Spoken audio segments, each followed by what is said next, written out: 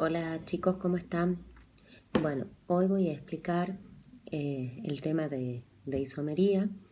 Hay dos isomerías, la isomería plana y la isomería espacial. Vamos a comenzar con los tipos de isomería plana que hay de cadena, de posición, de función, y después hay casos especiales que la metamería y la tautomería cetoenólica. Respecto a la isomería de cadena, ya en el video anterior les expliqué paso por paso de manera de poder entender mucho mejor cómo tienen que razonar una isomería de cadena. Ahora vamos a ver otro ejemplito cortito que es cuando me dice los isómeros del pentano. Bien.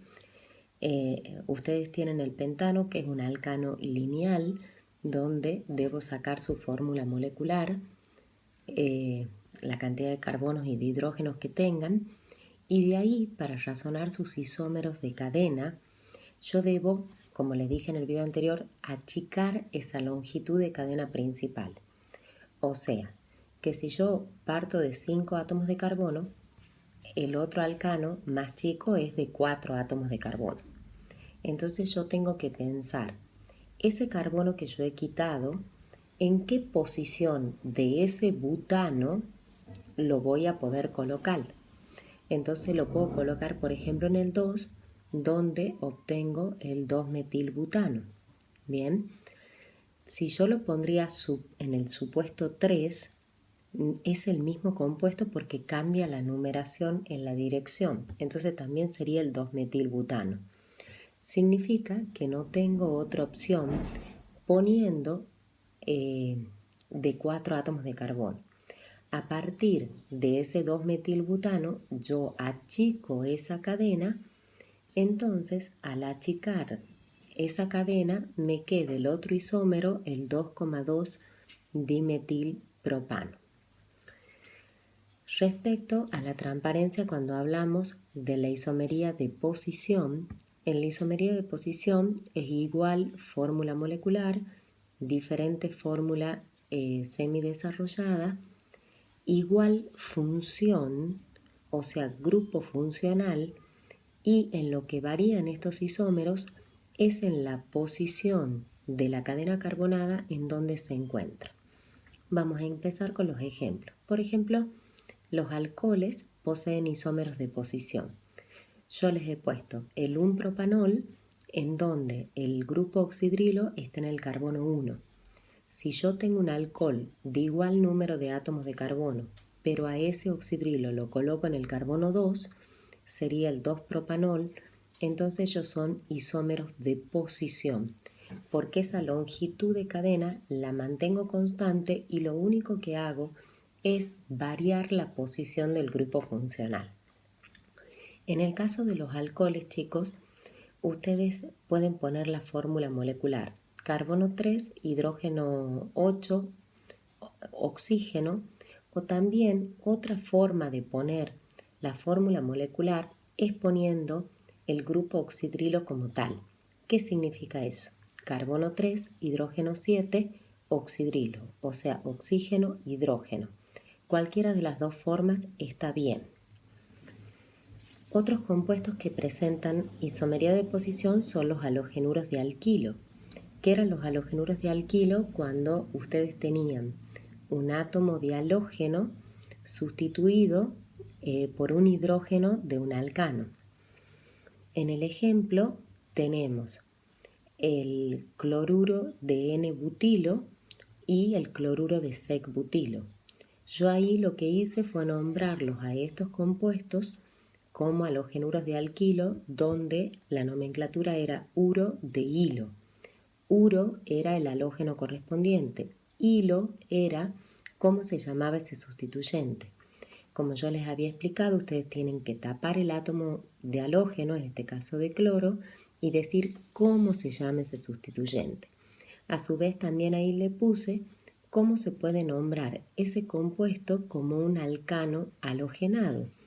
Entonces, el primer ejemplo sería un cloro butano y el otro sería 2-clorobutano. Cuando vamos, por ejemplo, a la otra transparencia, tenemos los alquenos y los alquinos. En los alquenos tenemos que va variando la posición de ese doble enlace, o en los alquinos la posición de ese triple enlace. Entonces, si nosotros consideramos el alqueno de 4 átomos de carbono, tengo dos posibilidades donde ponerlo a ese doble enlace, en el carbono 1 o en el carbono 2. En el caso de los alquinos, al poner el alquino de 6 átomos de carbono, voy a tener 3 posibilidades. Un hexino, 2 hexinos o 3 hexinos, como está en la transparencia. Respecto a la isomería de función, bien, en donde tenemos compuestos que presentan igual fórmula molecular, diferente fórmula semidesarrollada y diferente función, o sea, diferente grupo funcional. Para hacerle, digamos, más fácil la comprensión, yo los agrupo de a pares para que sea mucho más fácil. El primer grupo son isómeros de función, los aldehídos y las cetonas. En el ejemplo que yo les he puesto, le he puesto el aldehído de 3 átomos de carbono, que es el propanal o propanaldehído, bien, llamado vulgarmente.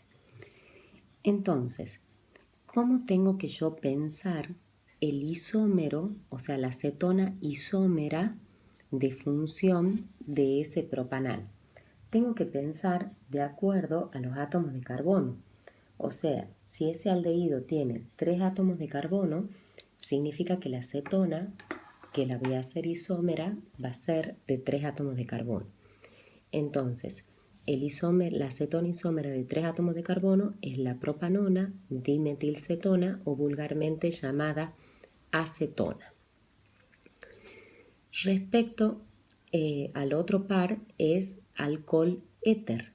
Bien, repasemos un poquito. Los éteres habíamos dicho que derivaban de los alcoholes, bien, donde el hidrógeno de ese grupo oxidrilo se sustituía por un radical o sustituyente.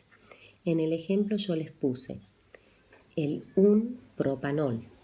Bien, el 1-propanol es el alcohol de 3 átomos de carbono, donde también se llama alcohol N-propílico o N-propanol.